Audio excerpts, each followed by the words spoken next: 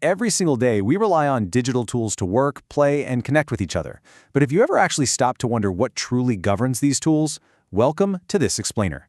Today we're jumping right in to uncover the invisible walls of application software. We're going to focus heavily on the restrictive control mechanisms that dictate exactly how we interact with our own computers. So, here's a question for you. You use software every day, but do you actually control it? It's this underlying tension we rarely even think about. We just tap an icon, the app pops open, and we get straight to work. We feel like the absolute masters of our digital domain. But honestly, the relationship between you and your applications is far more heavily restricted than it looks at first glance.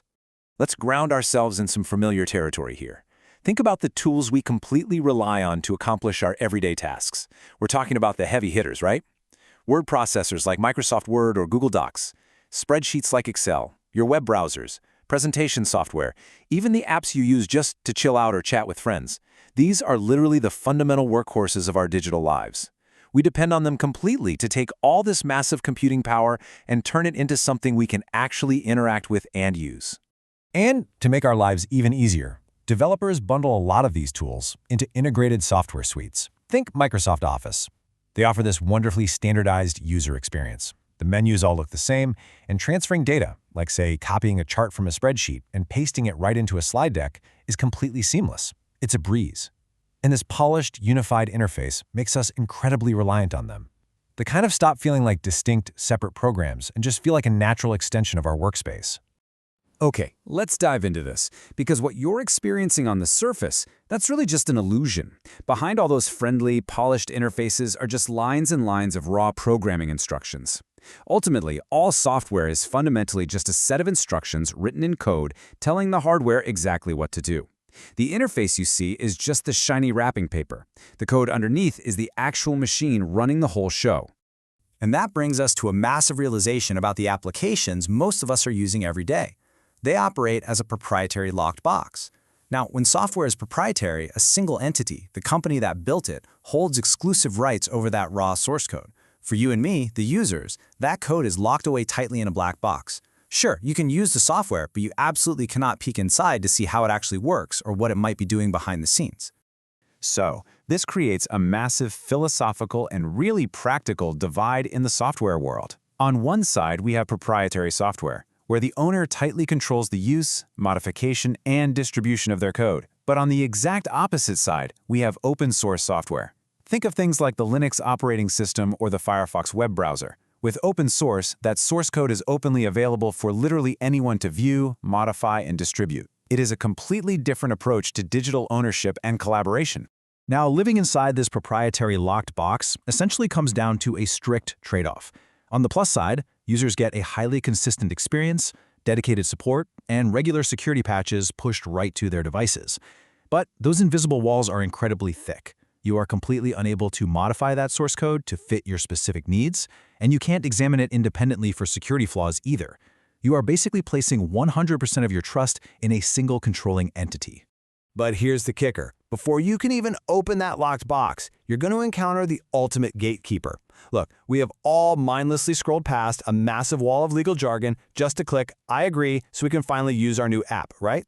But that screen, it's not just some standard formality. It is actually the primary mechanism of restrictive control in the entire software industry.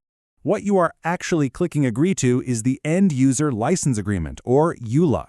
It's a legally binding contract. Here's the mind-blowing part. When you buy proprietary software, you aren't actually buying the software at all. You are just paying for a license to use it. This document is expressly designed to protect the developer's intellectual property and heavily limit their liability. Make no mistake, it is one of the most restrictive types of licenses in existence. Let's look at exactly what these invisible walls restrict, because it's a lot. The license dictates exactly where the software may be installed. It tells you how many instances you're allowed to run. It explicitly prohibits you from copying, modifying, or redistributing the application in any way. The provider retains absolutely all rights of ownership. So when it comes down to it, you're effectively just renting the privilege to use their code, entirely under their extremely strict rules. So how do these companies actually enforce such restrictive agreements? Well, they rely on copyright law. All across the globe, robust legal frameworks, like the UK's Copyright Designs and Patents Act of 1988, for example, exist to firmly back up these licenses. These restrictions we've been talking about, they aren't just polite suggestions.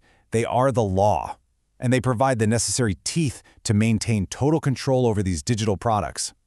Now, to be fair, copyright laws serve a very specific and highly important purpose. They exist to protect people's creations. I mean, when developers spend millions of dollars writing complex code, copyright ensures they can actually earn royalties for all that hard work. It provides them with formal recognition and, crucially for our topic today, it gives them the absolute legal right to control the exact ways their work is used by the public.